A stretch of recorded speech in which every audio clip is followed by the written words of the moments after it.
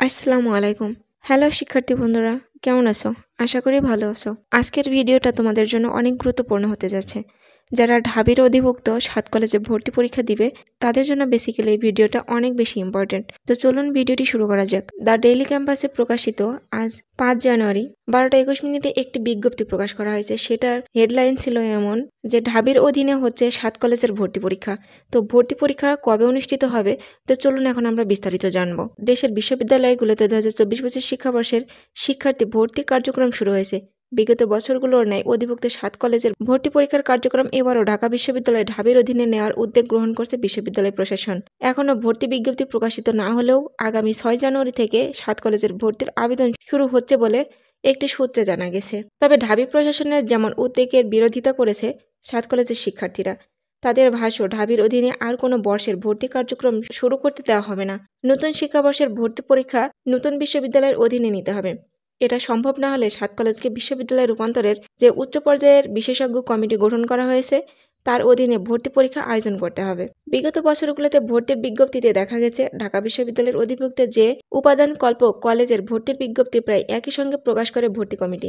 এছাড়া ভর্তি আবেদনও একসঙ্গে শুরু হয়, শেষও হয় একসঙ্গে। এবার তারও ব্যতিক্রম নয়। বিশ্ববিদ্যালয়ের একটি সূত্রে জানা গেছে ৭ কলেজের বিজ্ঞান ইউনিট, কলা ও সামাজিক ইউনিট এবং ব্যবসায় ইউনিটের আবেদন আগামী ৬ জানুয়ারি থেকে শুরু হচ্ছে, চলবে ১২ ফেব্রুয়ারি পর্যন্ত। একই সঙ্গে উপাদানকল্পের government college of applied human science, গার্হস্থ্য অর্থনীতি কলেজ ও ঢাবির প্রযুক্তি ইউনিটের ভর্তির আবেদনও একই তারিখে শুরু হয়ে আবার একই তারিখে শেষ হচ্ছে। আজকালের মধ্যে সবগুলো প্রতিষ্ঠানের ভর্তি বিজ্ঞপ্তি প্রকাশিত হবে। এবারের আবেদন ফি, ভর্তির যোগ্যতা সহ অন্যান্য বিষয়গুলোর অপরিবর্তিত থাকতে পারে। ভর্তির আবেদন শেষে আগামী ১৮ এপ্রিল ব্যবসা ইউনিট দিয়ে ৭ কলেজের ভর্তি পরীক্ষা শুরু হচ্ছে।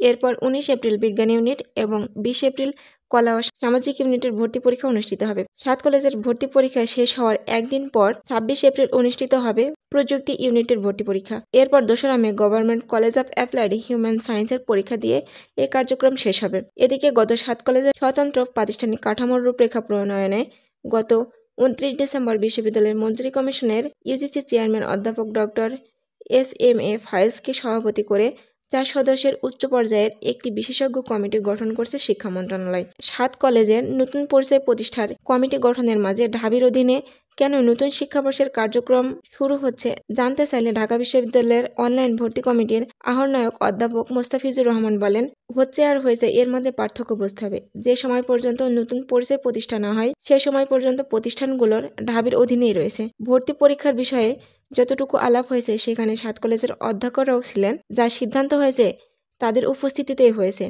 তারাও স্বীকার করেছেন চলতি বছরে ভর্তি পরীক্ষা ঢাবির অধীনে ছাড়া অন্য কোনো পদ্ধতিতে নেওয়ার সুযোগ নেই। তার মানে তোমরা বুঝতে পারছো তোমাদের কিন্তু এই ৭ কলেজের ভর্তি পরীক্ষা এটা কিন্তু এখন ঢাবি অধিভুক্তই কিন্তু আছে।